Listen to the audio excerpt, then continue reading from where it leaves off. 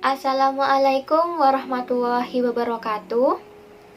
Kami dari kelompok 1 akan mempresentasikan tentang belajar dan mengajar secara efektif. Sebelumnya, kepada yang terhormat Mem Siti Maria Ulfa MPD selaku guru pembimbing mata kuliah belajar dan pembelajaran. Yang saya hormati tim penyaji selaku pihak yang akan mempresentasikan materi pada saat ini. Dan kepada teman-teman sekalian yang berbahagia.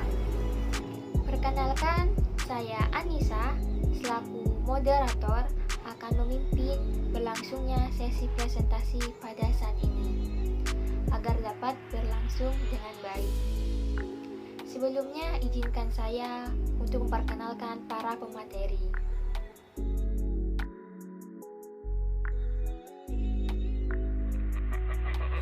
Baik, untuk mempersingkat waktu, kita langsung mulai saja presentasi tentang belajar dan mengajar secara efektif. Untuk tim penyaji, saya persilahkan. Assalamualaikum warahmatullahi wabarakatuh. My name is Maulana Nur Rahman. Di sini saya akan menjelaskan materi tentang belajar dan mengajar secara efektif. Pengertian belajar dan mengajar. Belajar dapat diartikan sebagai segala aktivitas psikis yang dilakukan oleh setiap individu sehingga tingkah lakunya berbeda antara sebelum dan sesudah belajar. Perubahan tingkah laku atau tanggapan karena adanya pengalaman baru, memiliki kepandaian dan ilmu setelah belajar, dan aktivitas berlatih. Maksud dari aktivitas psikis di sini yaitu aktivitas psikis manusia yang dilakukan untuk mencapai tujuan tertentu yang diinginkan manusia tersebut. Dengan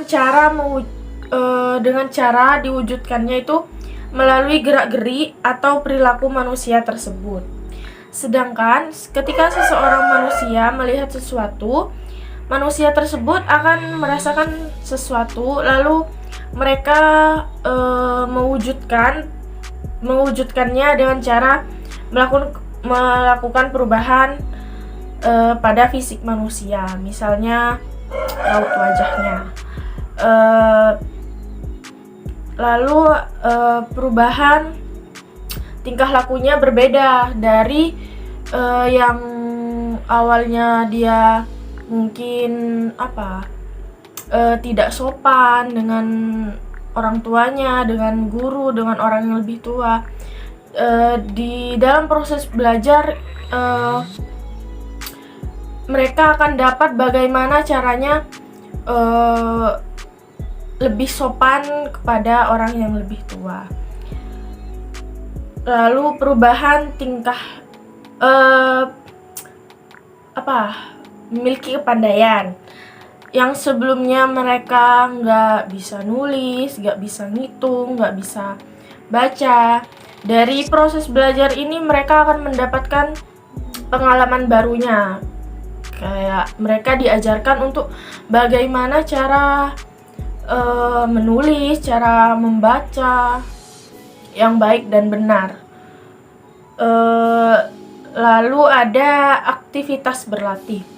Aktivitas berlatih di sini seperti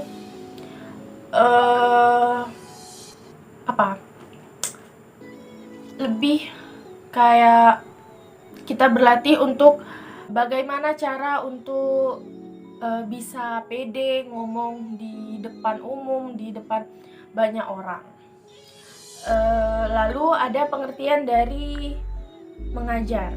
Mengajar adalah bagian dari adanya serangkaian aktivitas atau kegiatan kompleks yang dilakukan oleh guru untuk menyampaikan pengetahuannya, menyampaikan ilmunya kepada siswa-siswinya, sehingga di situ terjadi proses pembelajaran yang dimana mereka akan mendapatkan ilmu, mendapatkan pengalaman baru. Sekian dari saya. Wassalamualaikum warahmatullahi wabarakatuh. Di sini saya Dina Maulia sebagai pemateri kedua yang akan menyampaikan tentang cara belajar efektif. Cara belajar yang efektif, yang pertama, strategi belajar yang efisien. Yang kedua, jangan paksa untuk belajar. Yang ketiga, saat ingin belajar, buatlah rencana tepati rencana belajar sebagai kebiasaan. Yang keempat, memiliki tujuan khusus setiap kegiatan belajar. Yang kelima, sekali-kali jangan menunda kegiatan belajar. Yang keenam, dahulukan pelajaran yang sulit. Yang ketujuh, selalu mengulangi catatanmu sebelum mengerjakan tugas. Yang kedelapan, cari tempat yang nyaman untuk berkonsentrasi. Yang kesembilan, ikuti belajar kelompok dengan efektif. Yang kesepuluh, catat ulang setiap tugas dan materi. Yang kesebelas, setiap minggu terakhir hindari belajar berlebihan. Yang ke-12, jujur dalam mengerjakan ulangan dan ujian. Yang ke-13, disiplin dalam belajar. Yang ke-14, aktif dalam bertanya dan ditanya. Yang terakhir, belajar dengan serius dan tekun. Saya Lulatul Mubasyiroh akan menjelaskan tentang cara mengajar yang efektif. Salah satu keberhasilan guru dalam mengajar siswa adalah siswa yang berantusias dalam belajar dan kepahaman siswa dalam menangkap materi yang diberikan oleh guru. Namun, untuk mendapatkan hal demikian, guru memerlukan beberapa metode serta strategi belajar mengajar. Berikut ini 5 cara mengajar yang efektif dan menyenangkan yang bisa guru terapkan dalam kegiatan belajar mengajar. Yang pertama, menyiapkan materi dengan baik dan lengkap.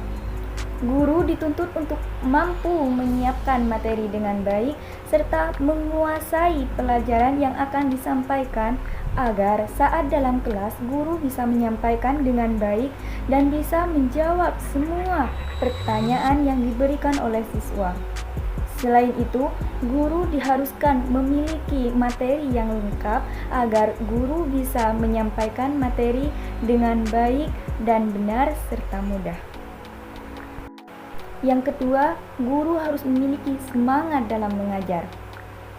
Rasa semangat yang dimiliki oleh seorang guru dalam belajar akan membuat siswa antusias belajar dan juga bisa menularkan rasa semangat terhadap siswa tersebut di dalam kelas.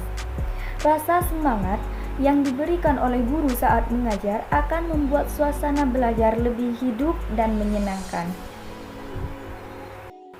Yang ketiga, guru harus memilih media dan metode pembelajaran yang sesuai.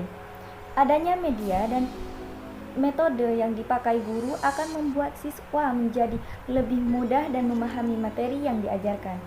Selain itu, media pembelajaran akan membuat siswa merasa tertarik dan antusias dalam belajar. Contohnya seperti guru memilih belajar sambil bernyanyi, belajar sambil bermain, itu akan meningkatkan rasa semangat pada siswa. Yang keempat adalah adanya aturan yang mendidik. Guru adalah contoh teladan bagi siswa-siswanya, sehingga guru harus bisa bersikap baik dan tegas kepada siswa-siswanya. Guru harus bisa menjadi contoh bagaimana cara bersikap dan juga memiliki aturan yang mendidik di dalam kelas. Hal ini bertujuan agar siswa bisa bersikap dan bisa menjalankan aturan yang sesuai dengan yang diterapkan oleh guru dengan baik. Yang terakhir adalah guru harus memberikan apresiasi terhadap siswa yang rajin dan semangat. Jika siswa mampu mengerjakan tugas, rajin dan aktif dalam kelas, guru harus memberikan apresiasi terhadap siswa tersebut, baik berupa pujian, nilai, maupun hadiah. Tujuannya agar siswa tersebut tetap semangat dalam menjalankan proses belajarnya. Sementara bagi siswa yang semangatnya menurun, guru harus memberikan semangat setiap hari agar siswa tersebut bisa memperbaiki semuanya, tidak putus asa dan bisa mencapai tujuannya. Itulah 5 cara mengajar yang efektif dan menyenangkan yang bisa diterapkan oleh seorang guru kepada siswa-siswanya. Semoga bermanfaat. Dalam mengajar yang efektif, dapat dikemukakan suatu pandangan lain. Pandangan ini mengatakan bahwa mengajar yang efektif memerlukan untuk mempertimbangkan beberapa hal. Yang pertama, penguasaan bahan pembelajaran. Seperti yang saya jelaskan tadi, bahwa menjadi seorang guru harus menguasai penuh materi yang akan disampaikan di dalam kelas. Yang kedua, harus cinta terhadap apa yang diajarkan. Yang ketiga adalah variasi metode. Variasi metode tersebut penyajian pelajaran oleh guru kepada siswa untuk mencapai tujuan tertentu yang dilakukan secara variasi dari satu cara ke cara yang lain. Yang keempat adalah pengalaman pribadi dan pengetahuan yang telah dimiliki oleh siswa. Yang kelima, seorang guru harus menyadari bahwa dirinya tidak mungkin menguasai dan mendalami semua bahan pembelajaran. Jadi seorang guru harus mempunyai rasa ingin belajar dan terus belajar. Yang kelima, bila guru mengajar, guru harus selalu memberikan pengetahuan yang aktual dan dipersiapkan sebaik-baiknya agar bisa memaksimalkan apa yang ingin disampaikannya di dalam kelas.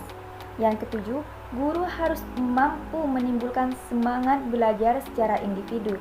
Caranya seperti yang saya jelaskan tadi, bahwa seorang guru harus semangat dalam belajar agar bisa menularkan rasa semangat tersebut kepada siswanya.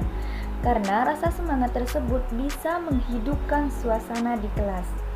Yang kedelapan, guru harus berani memberi pujian agar siswa yang berprestasi, siswa yang rajin bisa lebih semangat lagi dalam belajar. Cukup sekian dari saya. Lanjut ke pemateri berikutnya. Assalamualaikum warahmatullahi wabarakatuh. Baik, di sini saya akan menjelaskan tentang peranan seorang guru. Guru memiliki peranan penting dalam dunia pendidikan. Peran seorang guru tidak hanya sekedar mengajar atau memberikan materi, melainkan di sini guru memiliki peranan yang sangat penting dalam proses menciptakan generasi penerus bangsa yang berkualitas, baik secara intelektual maupun akhlaknya, sehingga kelak dapat berhasil meneruskan estafet kepemimpinan bangsa. Jika kebanyakan orang berpikiran bahwasanya tugas atau tanggung jawab guru hanya sekedar memberikan materi atau mengajar, maka kemungkinan lambat laun seorang guru akan digantikan dengan teknologi atau buku-buku pelajaran. Berikut merupakan peranan seorang guru. Yang pertama yaitu mengajar. Guru memiliki tanggung jawab untuk mengajar atau memberikan pengetahuan kepada siswanya. Hal ini bertujuan untuk membuat para siswa mengetahui tentang hal baru atau memiliki pengetahuan, dan untuk membuat para siswa mengetahui tentang materi dari suatu disiplin ilmu dan memiliki tingkat intelektual yang tinggi. Yang kedua yaitu mendidik. Guru merupakan seorang pendidik. Mendidik siswa merupakan hal yang berbeda dengan memberikan materi atau ilmu pengetahuan kepada siswa. Kegiatan ini bertujuan untuk Kegiatan ini bertujuan untuk mengubah tingkah laku siswa menjadi lebih baik, sehingga dapat menjadi anggota masyarakat yang baik pula. Tetapi tidak hanya di dalam lingkungan masyarakat, namun juga di lingkungan sekolah. Seperti mereka bisa menaati peraturan sekolah, tidak melanggar peraturan sekolah, dan lain sebagainya. Yang ketiga yaitu melatih keterampilan hidup. Tugas guru adalah melatih siswa memiliki kecakapan atau keterampilan hidup atau practical life. Guru harus melatih siswa untuk menguasai kecakapan atau keterampilan hidup abad 21 untuk menjadi bekal bagi siswa menaklukkan segala tantangan yang mereka hadapi di masa depan. Yang keempat yaitu memberikan bimbingan dan pengarahan. Pekerjaan guru tidak selesai dengan hanya mendidik dan mengajar saja. Tugas guru terhadap siswa lainnya adalah membimbing dan mengarahkan siswa supaya tetap pada jalur yang benar, terutama pada proses belajar mengajar.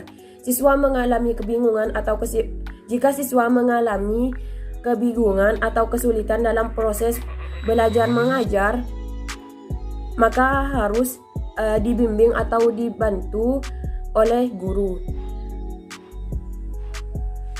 Guru dan siswa sama-sama berusaha memecahkan masalah sehingga siswa tetap berada pada jalur yang tepat dan dapat mencapai tujuan pendidikan. Yang terakhir yaitu memberikan motivasi.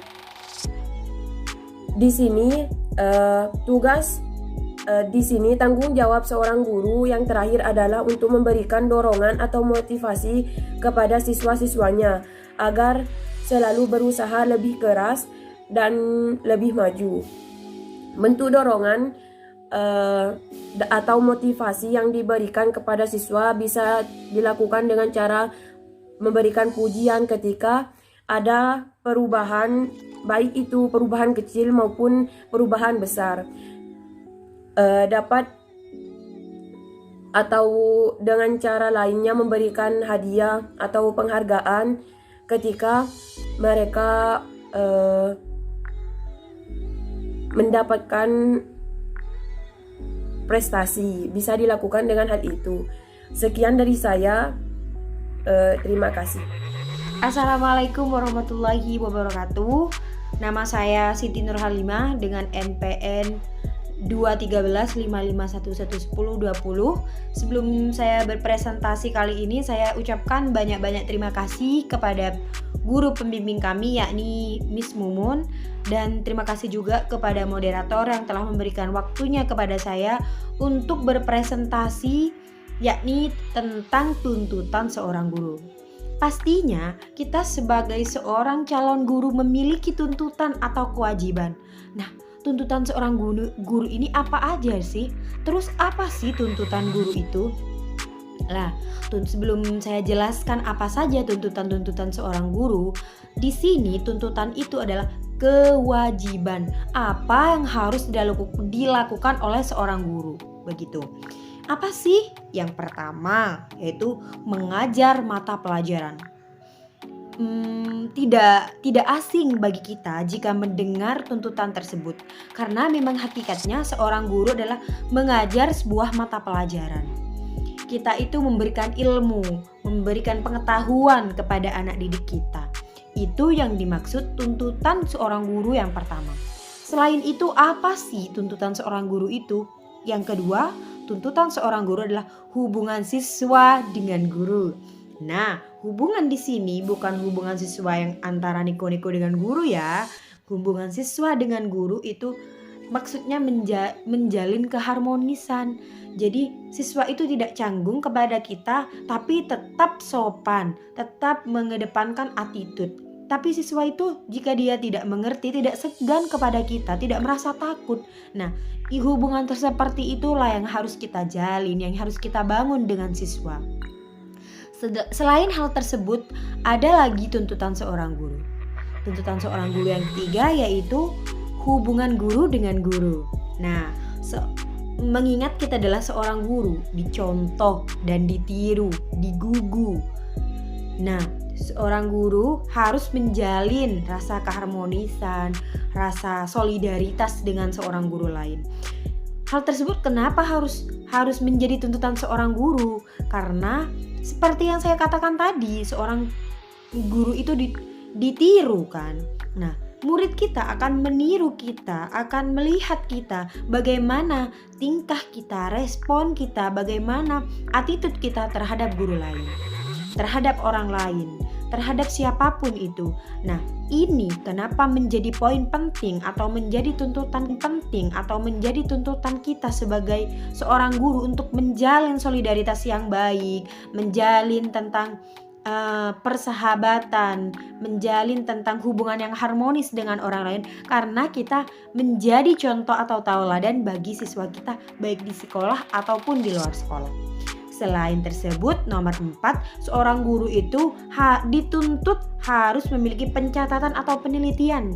Ketika kita menyampaikan sebuah materi, kita tidak blek menyampaikan hal tersebut. Jadi kita teliti, kita catat dulu materi ini sudah benar atau tidak.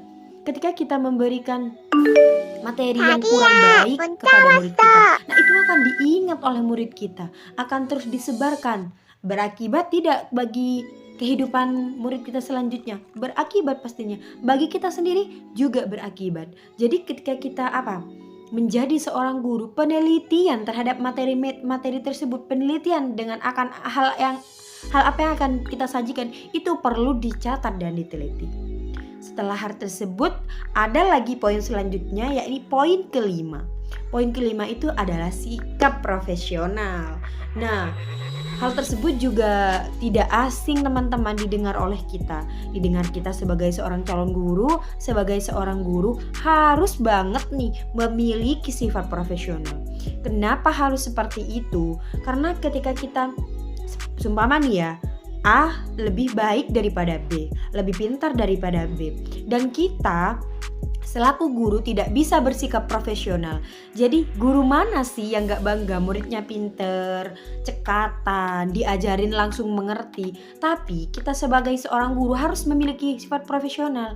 Misal nih, si A lebih pintar dari si B, dan kita hanya memperhatikan si A aja. Si B tuh kita diemin aja karena dia tuh memang notabene-nya mungkin ya lemot, gak bisa langsung nangkap ke pelajaran. Tapi kita sebagai seorang guru harusnya jika memiliki murid seperti itu, kita lebih effortnya lebih kayak tertantang buat buat mendidik anak tersebut, si B tersebut. Jadi ketika kita lebih perhatian kepada si B, hal tersebut bukan karena kita pilih kasih atau tidak profesional, karena itu sebuah tuntutan, sebuah kewajiban. Kayak kita seorang guru itu memberikan perhatian lebih kepada anak yang kurang gitu. Biar apa? Biar mereka itu cekatan, biar mereka tuh cepet ngerti seperti si A tadi gitu loh. Tapi ketika dalam permasalahan, ketika nih si A yang pintar tuh lambat, biar mereka itu cekatan, biar mereka tuh cepet ngerti seperti si A tadi gitu loh. Tapi ketika dalam permasalahan, ketika nih si A yang pintar tuh lambat, si B yang gak pintar tuh gak lambat. Nah ketika si A lambat, maka dikasih punishment karena dia pintar. Karena si B tuh lambat, dikasih punishment karena dia gak pintar. Nah itu termasuk guru yang tidak profesional, tidak adil, tidak bisa mengambil jalan tengah. Sebaiknya kita seorang guru berpikir 2 kali ketika kita tidak mau profesional. Karena setelah kita tidak berprofesional, maka murid kita pun akan memandang kita sebelah mata. Nah, dari poin-poin tuntutan guru yang telah saya jelaskan tadi, mungkin itu ya yang sering kita dengar, tuntutan-tuntutan seorang guru. Maka dari itu, kita sebagai guru harus banget mengerjakan tuntutan-tuntutan tersebut. Mungkin hanya itu yang dapat saya sampaikan. Jika ada pertanyaan bisa ditulis di kolom komentar atau langsung ditanyakan ke moderator atau japri saya pribadi. Terima kasih sebelumnya. Terima kasih juga untuk waktunya. Assalamualaikum warahmatullahi wabarakatuh. Terima kasih kepada tim penyaji yang sudah mempresentasikan materi mengenai belajar dan mengajar secara efektif. Kesimpulan dari yang disampaikan oleh para pemateri adalah belajar adalah suatu proses atau upaya yang dilakukan setiap individu untuk mendapatkan perubahan tingkah laku, pengetahuan, keterampilan, sikap, dan nilai positif sebagai suatu pengalaman. Sedangkan mengajar adalah bagian dari adanya serangkaian aktivitas atau kegiatan kompleks yang dilakukan guru untuk menyampaikan pengetahuan kepada siswa, sehingga terjadi proses belajar. Kecakapan dan ketangkasan belajar berbeda secara individual. Walaupun demikian, kita dapat membantu siswa dengan memberi petunjuk-petunjuk umum tentang cara-cara belajar yang efisien. Tidak berarti bahwa dengan mengenal petunjuk-petunjuk itu dengan sendirinya akan menjamin suksesnya seorang siswa. Sukses hanya tercapai berkat kerja keras. Tanpa kerja keras, tak akan tercapai sesuatu. Di samping memberi petunjuk-petunjuk tentang cara-cara belajar, baik pula jika siswa diawasi dan dibimbing sewaktu mereka belajar. Hasilnya lebih baik lagi kalau cara-cara belajar akan dipraktekkan dalam tiap pelajaran yang diberikan. Sekian presentasi dari kami, semoga bisa memberikan manfaat bagi kita semua. Apabila ada perkataan dan tingkah laku saya yang kurang berkenan selama menjadi moderator, saya meminta maaf yang sebesar-besarnya. Terima kasih. Wassalamualaikum warahmatullahi wabarakatuh.